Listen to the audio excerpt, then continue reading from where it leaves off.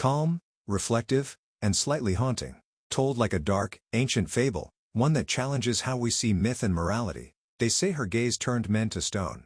That she was a monster, vile, serpentine, unforgivable. But what if that's not the whole story? What if Medusa wasn't the villain, but the victim? This is the forgotten side of her legend. A tragedy carved not in marble, but in shame, silence, and rage. The beautiful priestess before the snakes, before the curse, Medusa was human, a stunning maiden. Devoted to Athena, goddess of wisdom and war. She served in her temple as a priestess, pure, loyal, untouched. Her hair, they said, shimmered like sunlight on the sea. She was admired by many, but desired by one, Poseidon, god of the sea. And in the sacred temple of Athena, he took what he wanted. Medusa was assaulted, violated in the very place she considered holy. But instead of justice, she was punished. Athena, enraged not at Poseidon, but at Medusa, cursed her.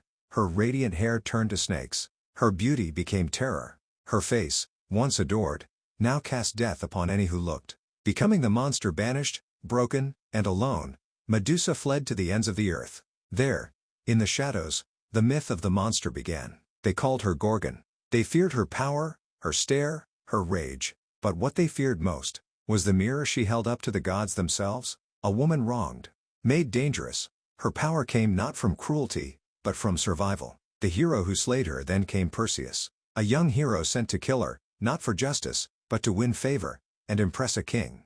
With Athena's shield, Hermes' sword, and divine help, he found her as she slept, and beheaded her. A so-called victory, but even in death, Medusa's power lived on. From her neck sprang Pegasus, the winged horse, a symbol of freedom.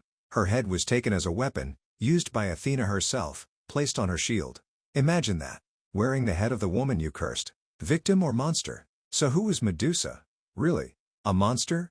Feared and slain? Or a survivor? Transformed, exiled, and weaponized by the very gods she once served? In truth, Medusa's story isn't one of evil. It's one of injustice, of betrayal, of power taken, then reclaimed. She was silenced, then demonized, then forgotten. But perhaps her stare didn't petrify because it was evil. Maybe it was a mirror, and what men saw in it was guilt. Today, Medusa is more than myth. She's a symbol of feminine rage, of injustice buried beneath beauty, of stories that need to be told again, and told right.